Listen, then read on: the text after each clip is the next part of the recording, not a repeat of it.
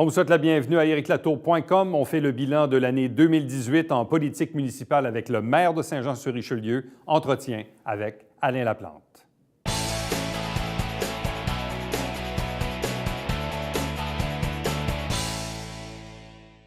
L'heure est au bilan, c'est vrai. On est à quelques jours du temps des fêtes, à quelques jours de Noël, mais c'est souvent le moment de finir une année, en commencer une nouvelle. Et du point de vue politique, c'est intéressant également de tracer un bilan. Tracer un bilan aussi de cette première année du mandat du nouveau maire, du nouveau conseil. Avec nous pour en discuter, Alain Laplante. Bonsoir et bienvenue. Bonsoir, M. Latour. C'est que l'anniversaire de l'élection, techniquement, c'est mi-novembre, mais dans les faits, on peut dire que l'année 2018 est vraiment la première année complète de ce nouveau mandat. Comment l'avez-vous vécu, 2018? Un peu sur les chapeaux de roue, hein. Vous avez vu, politiquement, ça a été un petit peu rock'n'roll. Mes adversaires politiques ont fait beaucoup de pieds et de main pour essayer de me mettre des embûches. Mais somme toute, la ville progresse, la ville avance. Vous voyez, il y a plein de nouveautés. Le développement économique continue à progresser à Saint-Jean-sur-Richelieu. On vit un dynamisme commercial incroyable. On a vu cet été tous les événements ont eu des énormes succès, en commençant par le Festival des Montgolfières, évidemment, Mont-Vieux Saint-Jean à la nuit. Plus récemment, la parade du Père Noël, qui a encore une fois attiré entre 10 et 15 000 personnes au centre-ville. Donc, on sent chez les citoyens une énorme effervescence actuellement, et c'est tant mieux. Bon. Est-ce que vous êtes politiquement plus fort ou moins fort que l'an passé? Je m'explique. Certains vont dire, ou vos opposants vont dire, bien, écoutez, au cours de la dernière année, le maire voulait un nouvel aménagement physique des lieux du conseil. On est revenu à la première formule. Il y avait évidemment votre chef de cabinet qui a quitté en cours d'année. Les pouvoirs du comité exécutif. Bref, une série d'événements qui ont fait la une, évidemment, des médias durant des semaines et des mois, qui ont nui forcément à l'ambiance même du conseil. Mais là, on est un an plus tard. Est-ce que vous êtes politiquement plus fort ou moins fort? Je vais vous donner un secret, M. Latour. Ce qui donne la force politique, c'est les citoyens. Et puis, je vous confirme que je suis plus fort, beaucoup plus fort cette année que j'étais l'année passée. Pourquoi? Parce que les citoyens sont avec moi, parce que les citoyens sont solidaires. Je reçois à tous les jours des gens qui me donnent des messages d'encouragement, qui me disent de ne pas lâcher. Les gens ne comprennent pas comment je fais, d'ailleurs, pour garder le sourire et de rester optimiste malgré tout. Et puis, autant que ça peut être difficile, puis les gens ont beaucoup de sympathie pour moi parce qu'ils écoutent les séances du conseil, ils voient de quel traitement que mes adversaires me réservent. Mais autant que c'est difficile durant les réunions du conseil, autant que c'est incroyable chez les citoyens. Donc, souvent, les citoyens ont l'impression que c'est pire que c'est en réalité. Bon. S'il y avait des choses à refaire, est-ce qu'il y en a où vous vous dites, ouais, finalement, telle affaire, j'aurais peut-être pu faire ceci, faire cela, agir comme ceci, agir comme ça. Est-ce qu'il y a quand même, dans cette année, on dit souvent qu'il faut faire un examen de conscience là, de part et d'autre. Est-ce que vous, de votre côté, vous vous dites, bien, il y a peut-être des choses que je ferais autrement? Comme quoi? Je ne sais pas, je vous pose la question. Non, mes décisions sont réfléchies, mes choix sont sensés, sont justifiés. Je n'ai pas peur d'expliquer aucune des décisions que j'ai prises, aucun dossier que j'ai décidé de me battre pour. Je ne vois pas quel dossier je devrais laisser tomber. Moi, dans le fond, j'ai été élu par les citoyens avec des engagements électoraux et je travaille à la réalisation de ces engagements-là. Ensuite, je comprends que notre équipe électorale, nous avons réussi à faire élire seulement 3 conseillers sur 12 et que, on perd nos votes au conseil, mais savez-vous quoi? C'est permis. Hein, les membres du conseil, on n'est pas obligé de partager les mêmes valeurs, de partager les mêmes visions. Par exemple, au niveau de la protection des boisés, la protection des terrains de golf. On n'est pas obligé d'être tous d'accord. Nous, on pense que c'est possible de protéger 100 des terrains de golf. D'autres souhaitent changer les zonages et permettre le développement. C'est correct, mais qu'ils assument leurs décisions politiques et qu'ils le fassent en toute transparence. Bon. Certains disent qu'actuellement, il n'y a pas de projet sur la table. Ça revient souvent dans la bouche de certains élus de dire, bon, oui, c'est vrai, le jeu s'est calmé, bon, on a retrouvé une certaine sérénité, une certaine quiétude au niveau des travaux du conseil, mais on démarre bientôt 2019 et on dit, il y a une absence de projet sur la table. Est-ce que vous êtes de cet avis-là? Bien non, au contraire, il y a une multitude de projets. On a des projets d'amélioration d'infrastructures. On souhaite aménager, agrandir le centre des Mille-Roches. On souhaite aménager un boulodrome. On souhaite aménager des nouveaux terrains sportifs, des nouveaux terrains pour le baseball, pour le soccer, pour le football. Au niveau des piscines aussi, on a un projet sur la table, un projet plus ambitieux. Les projets sont nombreux. Au niveau communautaire, cette année, avec le nouveau budget, nous avons mis sur la table les ressources nécessaires pour pouvoir reconnaître l'ensemble des organismes communautaires qui jouent un rôle crucial dans notre communauté. Donc, je pense que c'est un minimum que la municipalité déploie, un minimum de services pour ces instances-là. Tout au niveau de l'événementiel, on souhaite que le Saint-Jean rayonne beaucoup plus en Montérégie, que Saint-Jean-sur-Richelieu devienne la principale destination touristique en Montérégie, de profiter de nos acquis, le Festival des Montgolfières, tous les événements qui sont organisés au centre-ville, à l'Acadie et partout à travers la ville. Donc, d'utiliser, puis il y a possibilité, le Conseil a aussi consenti à déployer un peu plus de ressources pour essayer justement d'aller plus loin et d'arrimer l'ensemble des efforts en événementiel. Donc, les projets sont très, très ambitieux et sont très, très nombreux. Ce que vous faites peut-être référence, c'est les entreprises. Hein? Il n'y a pas de... Ça où les projets de nouvelles entreprises. Mais savez-vous quoi? Actuellement, on n'a pas besoin de créer des emplois parce que les emplois sont déjà créés. Je me promène partout à travers la ville, dans les différents parcs industriels. La grande majorité de nos entreprises affichent « nous embauchons, nous embauchons, nous embauchons ». Nous ne sommes pas à l'heure de créer des emplois, nous sommes à l'heure de combler les besoins en main-d'œuvre de nos entreprises. Et moi, je suis d'avis que l'ensemble des intervenants qui œuvrent au développement économique doivent axer leurs interventions, doivent mettre leurs priorités à cet endroit-là pour supporter nos entreprises qui ont des carnets de commandes remplis, mais qui ont de la difficulté à livrer. Bon. Sur le plan du développement industriel, avons-nous, oui ou non, suffisamment de terrain disponible pour accueillir de nouvelles entreprises? Dans le Haut-Richelieu, nous avons 30 hectares de terrain industriel qui sont libres de toute contrainte pour la... Ouais. Et puis, actuellement, bon an, mal an, chaque année, nous avons besoin de 2 hectares par année en développement. Donc, avec ce rythme de croissance-là, nous avons actuellement des terrains sans contrainte dans la région du Haut-Richelieu, 30 hectares. Nous avons des terrains pour 15 ans devant nous. Et il y a des terrains qui ont certaines contraintes au niveau du sol ou d'autres contraintes. Donc, la réponse à votre question, c'est oui, non, on n'a pas d'autres besoins criants à l'heure où on se parle. Bon.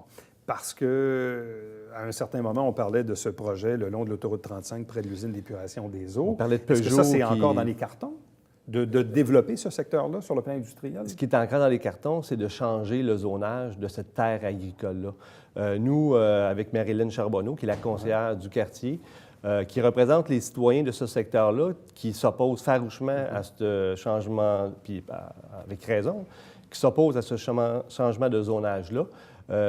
Comme l'entreprise pour laquelle on voulait faire cette nouvelle acquisition-là ne vient plus, on ne voit pas la pertinence d'aller de l'avant avec ce changement de zonage-là.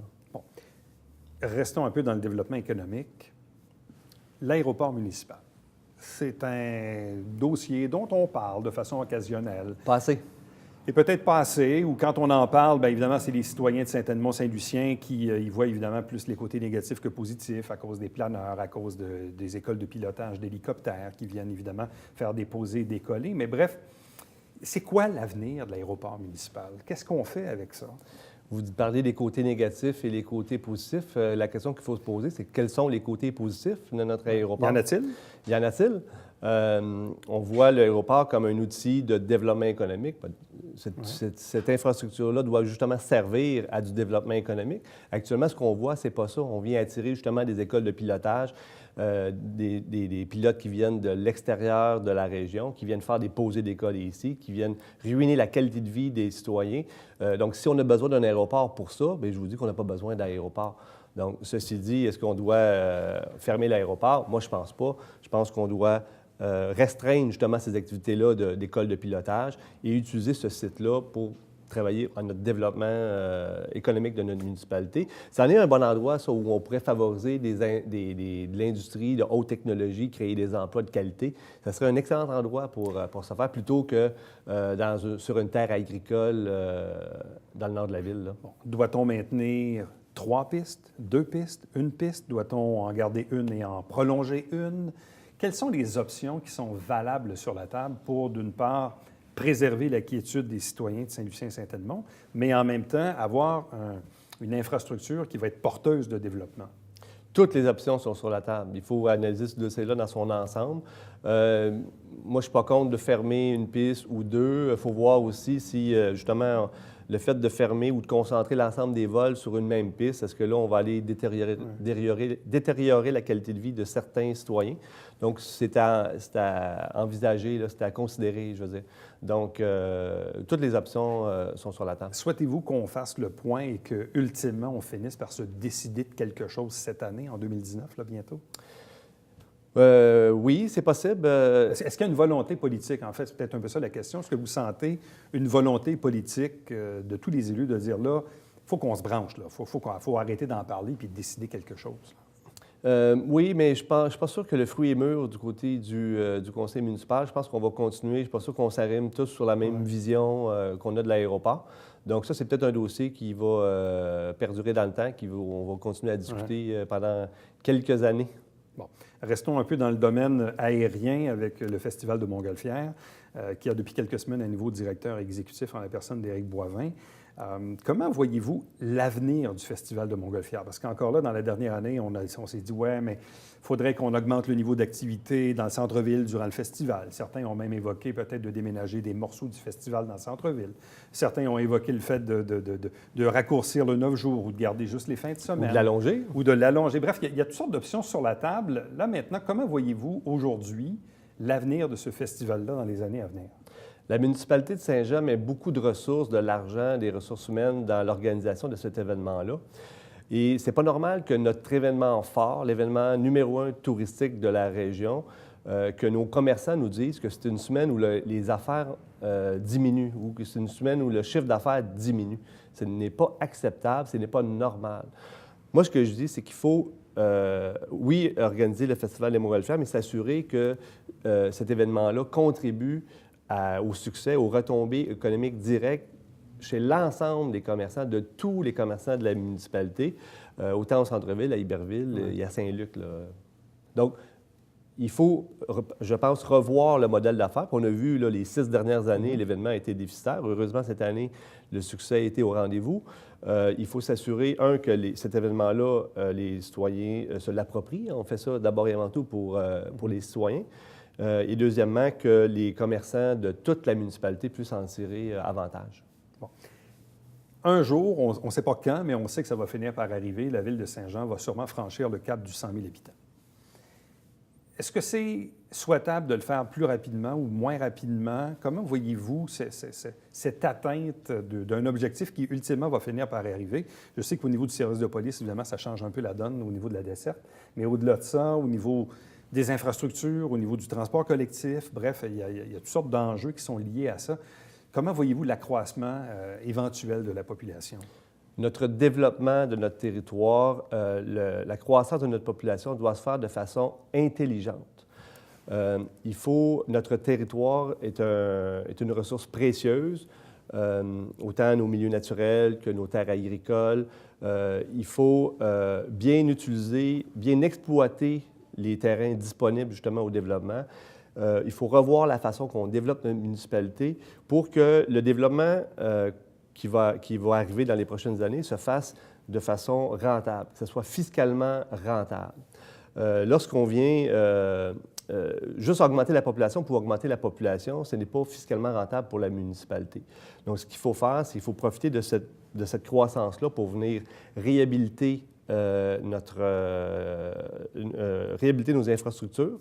Il faut profiter de ce développement pour venir revitaliser notre centre-ville, densifier notre centre-ville et mettre à profit justement notre transport collectif, notre transport actif, faire vivre les commerçants au cœur de notre municipalité, plutôt que de développer notre ville en étalement urbain comme on le fait depuis une trentaine d'années. Bon. Un peu en lien avec ce sujet-là, revenons à l'avenir des terrains de golf, parce qu'encore là, est-ce qu'on décide de les préserver en tout ou en partie? Si on ne le fait pas en totalité, est-ce qu'on permet de l'habitation? Si oui, quel type d'habitation? À quel endroit on les installe?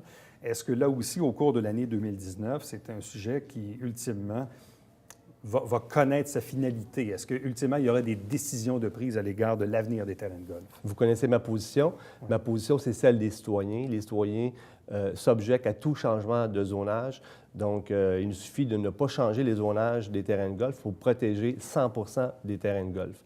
Donc, le jour où les membres du Conseil vont être à l'écoute des citoyens, ce dossier-là va être clos. Mais est-ce que vous êtes prêt à vivre avec le fait que ces terrains-là restent, oui, zonés golf, mais sans qu'il y ait une opération golf dessus et que ça reste un terrain vacant? Oui, tout à fait. Vous êtes à l'aise avec ça? Mm. Est-ce que vous souhaitez ultimement même que la Ville s'en porte acquéreur pour les développer autrement? Le jour où un propriétaire d'un terrain de golf est prêt à nous vendre le terrain à sa valeur au rôle, oui, tout à fait. Actuellement, les terrains de golf font l'objet de spéculations financières. Les terrains, un terrain est évalué à 1 million et est vendu à 3,5 millions. Donc, c'est normal qu'aujourd'hui, on vienne me voir et me dire « Alain, mes foursomes ou mes paniers de balles, je ne réussis plus à les vendre assez cher pour rentabiliser mon investissement. » Bien, évidemment, vous avez payé le terrain 3 fois et demi le prix. Donc, ce n'est pas logique. Mais dans la mesure où les élus vous ont promis qu'on allait changer le zonage, bien là, votre terrain ne vaut plus 3 millions, il en vaut 15 millions. Donc, vous comprenez? Donc, arrêtons de faire de la spéculation immobilière sur nos terrains de golf et nos terrains de golf seront rentables. Parlons du centre-ville. Parce que le centre-ville, parlons de deux choses. Premièrement, ouvrons un peu une parenthèse, parce qu'on le sait, on est en train de terminer les travaux du pont Gouin. Et pour ceux qui ne le sauraient peut-être pas, sous l'ancien pont Gouin, il y avait une grosse conduite qui servait en gros au rejet du secteur Iberville-Saint-Athanas et même mais de tous les égouts d'Iberville et de Saint-Athanas traversent dans une conduite en dessous du pont Gouin pour aller justement à Saint-Luc dans les zones d'épuration. Et là, cette conduite-là qui était sous l'ancien pont doit être déplacée sous le nouveau pont. Et pour permettre le rebranchement de tout le réseau d'Iberville d'un pont à l'autre, le ministère des Transports avait besoin de fermer la station de pompage du pont Gouin pendant 3 jours. Et les travaux sont en train de se faire à l'heure où on se parle. Là. Ce qui aurait forcé ultimement des déversements directs dans la rivière. On parle d'un déversement équivalent à environ 5 piscines olympiques d'eau usée sur 3 jours, là, aujourd'hui, demain et après-demain, donc mardi, mercredi, jeudi. Et quand on a su, parce que et de ce que j'ai compris, c'est que c'était même malheureusement permis, là. C'est-à-dire que le ministère demandait des permissions pour agir ainsi. Le ministère de l'Environnement a donné l'autorisation au ministère des Transports d'effectuer ce déversement-là à cette période-là où l'impact était peut-être minime là, ou moindre sur l'environnement. Ouais. Ce qu'on nous dit, c'est que la capacité, le Richelieu a la capacité de recevoir ces eaux usées-là non traitées. Ceci dit, le conseil municipal de Saint-Jean a jugé tout de même inacceptable de déverser cette quantité-là d'eau usée dans la rivière. Et le conseil municipal a décidé d'être innovateur et de s'impliquer directement pour justement empêcher ce déversement d'eau usée. Et je vous le dirais, c'est avec vraiment fierté hein, que, les membres du conseil se sont ralliés derrière ce projet-là, mais aussi et surtout les employés de la ville de Saint-Jean. Autant la direction générale, le service de génie, le service d'infrastructure et l'École bleue, les travaux publics là, ont embarqué à pied levé là, dans ce projet-là. Tous ont compris l'importance de l'opération. Et je pense que c'est une première au Québec. Hein. On a installé tout près de 1 kilomètre de tuyaux entre Iberville et Saint-Jean. Expliquez-nous un peu dans les faits, qu'est-ce qu'on a fait pour éviter le déversement et quand même procéder aux travaux en question? Donc, l'opération de la municipalité se fait comme en parallèle du chantier du ministère des Transports. La Ville a installé 2 énormes pompes juste à côté, avant finalement la station de pompage du pont Gouin, pour venir pomper les eaux usées, les amener dans une canalisation qui passe sur le pont Gouin, sur la traverse piétonne du pont Gouin. Malheureusement, durant cette opération-là, la traverse piétonne n'est plus possible, mais la Ville a mis sur place des mesures là, de navettes, justement, pour paliers pour venir supporter les citoyens qui ont besoin de traverser. Et puis donc, l'eau est amenée dans une conduite sur le dessus du pont et la ramener dans le réseau du côté de Saint-Jean pour qu'elle puisse repartir vers Saint-Luc. Mais ultimement, la nouvelle conduite sera branchée? C'est une question de jours, là. Donc, le ministère des Transports prévoyait 3 jours, mais était optimiste de peut-être le réaliser plus rapidement. Donc, aussitôt que la nouvelle conduite va être rebranchée sur le nouveau pont, nous allons tout simplement laisser l'eau aller, couler. L'eau va reprendre son cours normal. Bon, parlons du pont Gouin. Je sais que Pomerleau était très, très, très optimiste à l'idée d'ouvrir le nouveau pont avant les fêtes. On le sait, finalement, ça ne se fera pas. Il y a des contraintes de température aussi. La neige est tombée vite cette année. La neige est tombée très vite en novembre. Puis là, évidemment, le temps froid s'en vient, janvier, février. Donc, si bien que on ne devrait pas rouler sur le nouveau pont avant quoi? Le printemps, probablement? Ce que j'ai compris, c'est qu'actuellement, ils terminaient certains travaux et qu'il y aurait comme une pause le temps de l'hiver et que le tout serait terminé dès ce printemps. Bon, et s'en suivra ensuite le démantèlement de l'ancien pont. Oui, puis il ne faut pas oublier aussi qu'il restera une partie des travaux à réaliser, l'aménagement de la passerelle piétonne entre le pont et la bande du canal. Donc, il faut attendre que l'ancien pont soit retiré avant de compléter cet aménagement-là. Bon. Parlons, c'est ça, du centre-ville, parce que souvent, moi, je parle avec des commerçants ou des investisseurs potentiels, et là, on le sait qu'un jour, les travaux vont finir par arriver. Ça crée un peu d'inquiétude. Dès l'année prochaine? Bien, c'est ça. Comment peut-on rassurer les commerçants de la rue Richelieu sur le modus operandi de ces travaux-là, tout en maintenant l'opération commerciale de la rue Richelieu? Il y a 2 ou 3 semaines, la municipalité a tenu une première séance d'information, de consultation auprès des commerçants de la première section de rue qui va être touchée. Donc, le plan actuellement, c'est de débuter les travaux de la rue Richelieu peut-être à l'automne, après l'automne 2019, à la fin de l'année 2019. Et puis, c'était un moment où les commerçants étaient d'accord. C'était peut-être il n'y a pas de moment idéal, là, mais tant qu'à ouvrir, il faut choisir une période de l'année. Et puis, donc, on a réuni les commerçants de la première section de rue. La section commence donc par le nord, entre la rue Foch et la rue Saint-Charles. Donc, c'est cette première section-là qui va on va enfouir les fils, refaire les infrastructures. Donc, la section où on voit Capitaine Pouf, le Samuel, le cinéma, Garage Up. Donc, c'est cette première section-là. Donc, comment les rassurer? Bon, je pense que la première affaire, c'est de les écouter, de les entendre, de les informer de comment ça va se procéder. Un élément que les commerçants nous ont dit, c'est au niveau de la communication. Souvent, ils nous ont demandé un meilleur lien de communication pour de façon quotidienne, là, au jour le jour, entre les gens qui exécutent les travaux et les besoins et la réalité des commerçants. Donc, souvent, c'est de la signalisation, il faut informer les clients de passer à gauche ou à droite. Donc, si on n'est pas bien, si on ne s'arrime pas parfaitement avec les commerçants, bien, il peut y avoir des petits pépins. Hein. Bon, puis là, en terminant, on le sait, là, il y a quelques heures, il y a eu un incendie quand même assez important sur la rue Champlain. 2 incendies majeurs en même temps hier. Puis du côté d'Iberville, sur la rue Riendeau, mais dans le cas de celui de Saint-Jean, bon, d'une part, il y a le bâtiment que la Ville avait déjà acheté, qui était barricadé, qui était voué à une démolition éventuelle. Il y a le bâtiment à côté, là, où il y avait la clinique du docteur Brosseau également qui y a passé. Mais on sait que sur le service de l'urbanisme, et certains disaient, oui, mais ça serait peut-être une bonne idée un jour de raccorder la place du marché à la rue Richelieu. En tout cas, c'est dans un plan qui a été soumis. Est-ce que l'incendie qui s'est produit ces dernières heures va accélérer ce projet-là? Ce qui a été accéléré, c'est la démolition du bâtiment. Clairement. Donc, la Ville prévoyait dans la prochaine année démolir ce bâtiment-là. Bon, malheureusement, c'est déjà fait. C'était réalisé plus vite que prévu. Ce qui n'était pas prévu, c'est la démolition du bâtiment voisin du docteur Brosseau, là. Et moi, vous savez, je suis contre ce projet-là. Je suis d'avis que nous devons absolument maintenir notre trame urbaine. Il ne faut pas faire de trous. Ce qui attire les gens dans notre centre-ville, ce n'est pas les stationnements, ce n'est pas les allées piétonnes ou ce n'est pas les ruelles, hein, c'est les commerçants. Il faut amener les gens à venir consommer ici. Il faut amener les gens à venir vivre au centre-ville.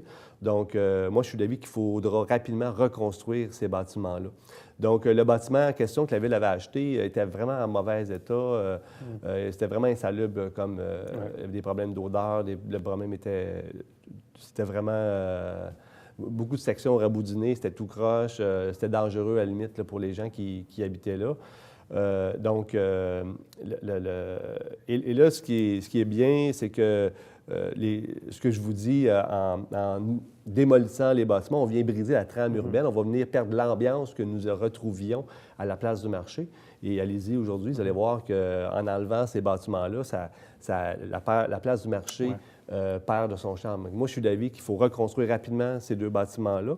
Et toutes les sommes que la Ville aurait dû investir, pour exproprier les autres bâtiments sur la rue Richelieu, on aurait occasionné un autre trou. On occasionnerait un autre trou sur la rue Richelieu.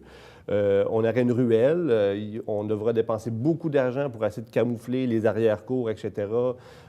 Tout cet argent-là que nous voulions dépenser pour aménager une ruelle qui n'existe pas, prenons cet même argent-là et revitalisation la place du marché. La place du marché, savez-vous quoi? Elle a besoin de beaucoup, beaucoup d'amour. On a des locaux commerciaux qui ont été convertis malheureusement en résidences. Prenons cet même argent-là et mettons en place des programmes de revitalisation pour donner de l'amour à la place du marché. Alain Laplante, merci beaucoup. Merci à vous. Joyeux temps des fêtes. Au plaisir. Aussi. Restez avec nous. Au retour, on vous présente le Babillard quotidien.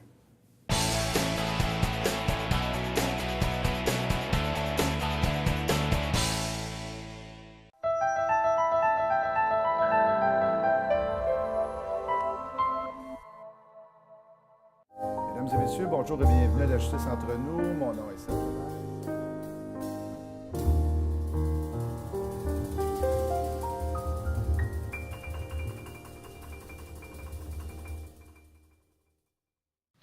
Salut, ici Alexandre Baudouin. Et François Trépanier. François, cette semaine à Sport Express, moi te montrer que la lutte s'est arrangée.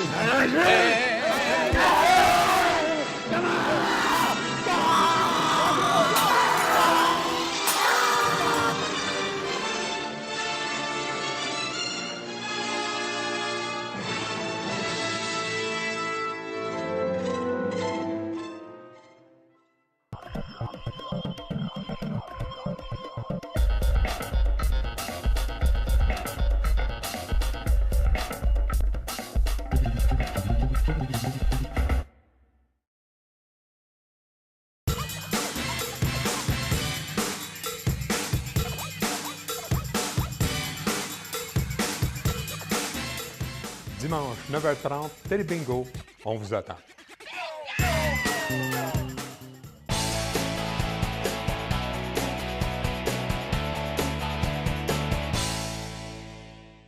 À l'occasion du temps des fêtes, transport collectif, les horaires changent. Également, il y a des journées de gratuité. Donc, je vous invite à vérifier sur le site Internet de la Ville de Saint-Jean-sur-Richelieu pour obtenir tous les renseignements. Entre-temps, si vous désirez nous joindre, faites-le par courriel, très facile, Éric Latour en un mot, à commercial tvhr9.com. Et nous, on se donne rendez-vous demain. Bye-bye.